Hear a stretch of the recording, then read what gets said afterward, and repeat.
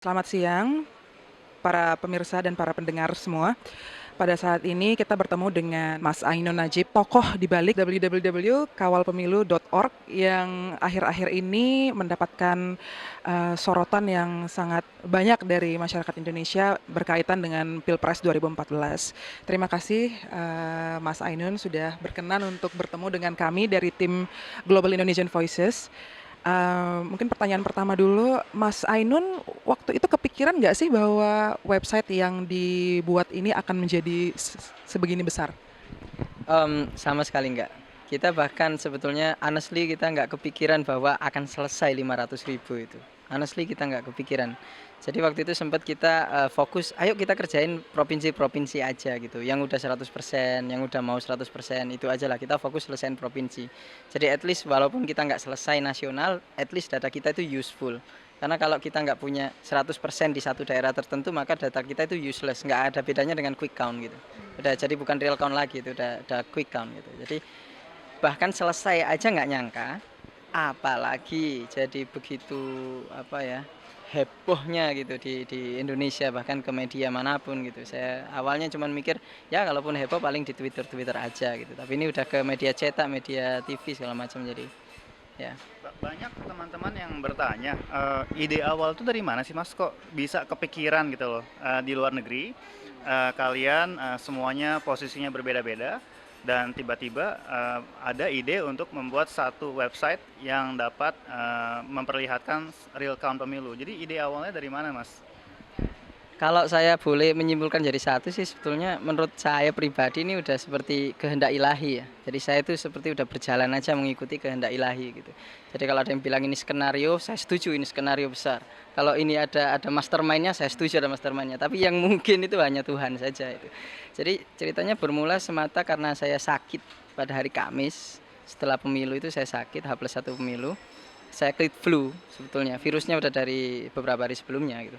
Nah gara-gara sakit saya nggak ngantor, karena nggak ngantor saya Facebookan lah. Karena saya Facebookan saya chatting sama temen, terus ya melihat menganalisa situasi, ada perkembangan di berita-berita di Indonesia, loh kok beritanya mengarah seperti ini, terus mulai khawatir, skenarionya itu bisa terjadi ada perpecahan, ada chaos, kita mulai khawatir.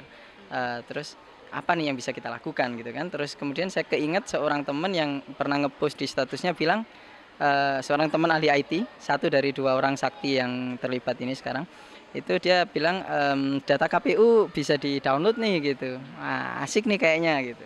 Nah, terus saya message lah dia, saya tanya, "Kemarin jadi nggak download jadinya data KPU?" Terus, "Oh, yang jadinya download sih itu," gitu. Terus dia masukkan dalam, conversation di Facebook chat ini. Nah, udahlah jadilah Facebook chat thread kami bertiga itulah jadi cikal bakal, terwujudnya kawalpemilu.org ini. Nah, yang terjadi kemudian 2 orang ahli IT inilah yang kemudian, kita diskusi berembuk, gimana websitenya nanti seperti apa yang bisa kita lakukan, terus kita come up with the concept of crowdsourcing, scan C1 itu. Lalu mereka mulai bikin, sembari mereka mulai bikin karena saya tahu ini, saya foresee bakal perlu banyak orang untuk membantu gotong royong menyelesaikan data entry-nya 500.000 TPS. Semua terjadi, dalam waktu 2 hari? Betul. All this happen in a very short period. Jadi, saya sakitnya hari Kamis ya, berarti mungkin kita beneran mulai bikin websitenya itu Jumat. Lalu saya setup, grup Facebook itu juga mulai Jumat itu. Terus hari Minggu sore itu kita udah launch, websitenya. Launch-nya pelan-pelan gitu kan. Nah begitu kita ngelihat, wah ini cepat sekali, wah asik banget ini, pakai website ini gitu. Udah ajak aja temen yang kamu bisa percaya, saya jadikan admin, kamu saya jadikan admin. Awalnya saya sendiri yang admin gitu. Terus kamu jadikan admin jadi biar lebih cepat proses rekrutmennya. Pokoknya syaratnya kamu tahu orang ini bisa dipercaya, kamu tahu orang ini jujur, berintegritas, terus kamu tahu orang ini tidak akan apa ya namanya ya, fanatik sehingga menutupi akal sehatnya, itu saja sih. Jadi kalau bagi kami, apa ya, kalau di antara relawan itu ada yang pro 1, pro 2 atau bahkan golput itu tidak apa-apa, itu adalah keniscayaan, itu pandangan politik masing-masing. Yang penting dedikasi dan, integritasnya itu tidak tergadaikan gitu. Karena yang penting nggak fanatik. Orang fanatik itu kan berarti udah menggadaikan akal sehatnya demi, so called, perspektif yang dia punya itu gitu. Berarti kalau begitu selama ini sistem perekrutan relawan itu kan istilahnya lebih berdasarkan dari kepercayaan ya gitu ya. Dari terbentuknya tim relawan ini sampai hari ini apakah ada terlihat gelagat-gelagat ada yang fanatik kemudian yang berusaha untuk mungkin memanipulasi data atau sejenisnya, Mas? Tidak ada sama sekali, tidak kami temukan sama sekali karena ya itu tadi memang betul-betul apa namanya kita emphasize bahwa profilnya itu memang harus dicek dulu gitu. Jadi ya teman-teman admin akhirnya karena ada banyak ya waktu itu sempat adminnya ada 20-an orang kalau nggak salah. Nah itu admin itu yang ada Facebook chatnya sendiri, threadnya sendiri gitu. Jadi kalau kalau kita mau verify orang ini tanda tanya gitu, misalnya ya dibicarakan di situ juga gitu. Nah ya seperti itulah. Jadi ya kita so far udah bagus sih. Ya orang-orangnya memang orang-orang bagus semua. Kita nggak menemukan sama sekali ada indikasi manipulasi data atau apa gitu. Human error ada banyak sekali human error tapi ya manusiawi. 400.000 entry gimana? Ya. Bagaimana tanggapan Mas Ainun perihal pertanyaan-pertanyaan teman-teman yang sangat kritis dengan kawal pemilu ini, terutama yang mungkin menanyakan sifat independensinya atau afiliasi Mas dengan salah satu uh, tim pendukung misalnya ya bagaimana tanggapan Mas Ainun perihal ini? Ya, jadi kita terbuka sekali dengan adanya kritik apapun ya, karena memang ini filosofinya kan open data, open information, semuanya terbuka, silahkan verifikasi sendiri gitu kan. Maka kita sendiri juga memang sudah siap dengan kritik-kritik apapun yang datang gitu. Ya asalkan kritiknya itu rasional. Masalahnya kita juga sering menemukan kritik-kritik yang nggak rasional dan nggak berpendidikan lah ya. Ya misalnya kita udah contoh yang banyak berkembang itu isu tentang suara 1 ditambah suara 2 tidak sama dengan jumlah suara. Lah wong di bawahnya website itu udah ditulis disclaimer, penjelasan bahwa suara 1 tambah suara 2 itu mungkin nggak sama karena memang kita input semua. Itu bukan dihitung otomatis, itu input semua. Jadi kita bisa nemuin kalau ada C1-nya yang memang asli salah atau ada human error yang inputnya salah, itu kita bisa temukan, highlight sebagai error terus koreksi setelahnya yang mana sudah kita lakukan kemarin. Jadi sekarang per hari ini sudah bersih, masalah-masalah suara itu udah nggak ada lagi ya. So balik ke kritik lagi, kita terbuka apapun itu bisa kita terima kritiknya gitu asalkan itu rasional gitu ya. Secara pribadi ada nggak Mas tantangan-tantangan yang Mas hadapin terutama setelah kawalpemilu.org ini mendapat sorotan yang sangat besar dari masyarakat Indonesia? Secara pribadi saya ini sih mendengar banyak selentingan-selentingan dari teman-teman yang peduli sama saya gitu, yang sayang sama saya lah gitu.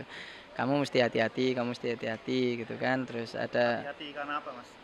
ya hati-hati aja gitu. Ya udahlah karena saya juga ngelihat kok sepertinya ini jadi blowing up gitu ya, maksudnya makin besar gitu. Khawatirnya ada pihak-pihak yang jadi tidak rasional gitu. Mungkin tidak suka terus kemudian sampai jadi tidak rasional terhadap kita. Jadi ya be safe gitu aja lah ya. Karena mendengar nasihat seperti itu bertubi-tubi, tadinya saya cuekin aja, saya tenang aja gitu kan. Tapi setelah mendengar dari beberapa jalur yang terpercaya informasi ini, saya rasa oke, saya mesti berhati-hati dan ya udah sekarang sedikit bersembunyi lah. Nah, iya. Ya. Oke, mungkin kalau kita kan melihat ini kesuksesan sebuah apa namanya usaha yang sifatnya independen yang lahir dari masyarakat yang benar-benar bisa mengawal pemilu sedemikian sehingga meminimalisasi kemungkinan terjadinya kecurangan-kecurangan dengan adanya open data yang transparan seperti ini. Mungkin nggak Mas kira-kira hal yang seperti ini kemudian diulang ke depannya mungkin di pilkada-pilkada tahun-tahun berikutnya atau mungkin bahkan ke pemilu legislatif ataupun pemilu presiden 2019 misalnya seperti itu. Saya pribadi sih berharap kita 5 tahun lagi di Pilpres itu udah tidak perlu melakukan ini. Jadi saya berharap bangsa Indonesia, netizen Indonesia sudah tidak perlu lagi melakukan ini karena pemerintah dalam hal ini KPU akan bisa lebih meningkatkan lagi peran IT di rekapitulasi penghitungan pemilu. Jadi sekarang udah bagus. Acungan jempol paling pertama itu harus ke KPU. Karena kami nggak akan bisa membuat website ini kalau data dari KPU itu pertama tidak terbuka, kedua tidak diupload tepat waktu dan mereka cukup cepat loh. Udah hampir 100% loh sekarang. Terus ketiga terstruktur rapi. Karena semua itu kan ada naming convention, file names-nya segala macam itu yang allow us to build automated system.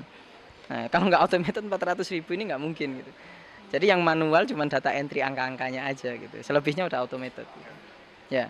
Jadi acungan jempol pertama harus KPU. Nah, karena itu kita percaya bahwa dengan KPU yang sudah in a good track, now in the right track sekarang, dan juga mudah-mudahan presiden yang baru nanti itu berkomitmen terhadap e-government. Jadi inkorporasi penggunaan teknologi informasi lebih dalam lagi ke sistem kepemerintahan gitu ya. Nah, niscaya udah nggak perlu kita udah tenang kita akan udah bisa mendapatkan hasil pemilu itu jauh lebih cepat, dan juga KPU sendiri juga lebih accountability-nya itu akan lebih visible dan jelas di mata, transparansinya juga ya di mata rakyat. Tapi seperti yang Mas alami sekarang, misalnya di websitenya Kawal Pemilu sendiri kan banyak diserbu oleh hackers ya beberapa hari yang lalu terutama. Nah, dengan adanya vulnerability yang semacam ini, juga nanti kalau misalnya e-government betul-betul dijalankan dan diimplementasikan, bagaimana menurut Mas ini bisa dihadapi dan bisa diantisipasi dan diselesaikan? Ya, apa ya? Yang namanya hackers itu pasti ada. Itu udah hukum alam lah. Bisa dibilang itu hukum alam. Jadi kalau ada sesuatu yang baik itu pasti ada sesuatu yang negatif. Jadi kita terus berjuang aja gitu. Nah, soal mengantisipasi dan sebagainya itu sebenarnya udah jelas. Maksudnya para ahli sudah tahu apa saja yang bisa terjadi, apa saja antisipasinya, solusinya bagaimana, para ahli itu sudah tahu. Jadi 3 orang hacker putih yang melihat perjuangan kita dan setuju dengan perjuangan kita lalu menawarkan bantuan, mereka standby aja kemarin itu. Nggak sampai perlu melakukan aksi apa-apa gitu, tapi mereka ikut memonitor apa yang terjadi gitu. Ada 3 hacker itu yang kemarin saya sebut Pandawa 5 gitu. Nah, jadi hacking itu pasti ada gitu. Nah, sekarang gimana solusinya gitu aja. Mas, mungkin untuk menutup bisa menyampaikan 30 detik pesan-pesan untuk pembaca Global Nation Voices ya, ataupun mungkin masyarakat Indonesia pada umumnya, terutama dalam perspektif kawalpemilu.org dan pengalaman Mas Ainun sebagai salah satu orang yang tadinya cuma sakit doang 1 hari, terus tiba-tiba ada ide yang sangat besar sekali yang impact-nya itu besar ke pemilu 2014 di Indonesia. Silakan Mas, 30 detik. Baik. Jadi untuk teman-teman netizen Indonesia di seluruh dunia, yakinlah bahwa Indonesia ini in a good track. Kita harus optimis, kita punya harapan yang sangat besar, kita punya potensi yang sangat besar, dan kita bisa mewujudkan itu semua. Yang perlu kita lakukan adalah berkolaborasi dalam spirit yang positif, bersatu bersama-sama untuk bekerja bersama-sama dengan semangat yang positif, tanpa perlu saling menjatuhkan, tanpa perlu rasa curiga, tanpa perlu adanya fitnah dan sebagainya gitu. Kita bergerak dalam format ini aja, era 2.0 sekarang, di mana semua itu transparan, semua itu terbuka jelas, semua itu bisa diakses oleh publik. Ya, kita keep on going, keep on moving, dan Indonesia akan jaya insya Allah. Ya. Ya, terima kasih. Baik. Terima kasih Mas Ainun.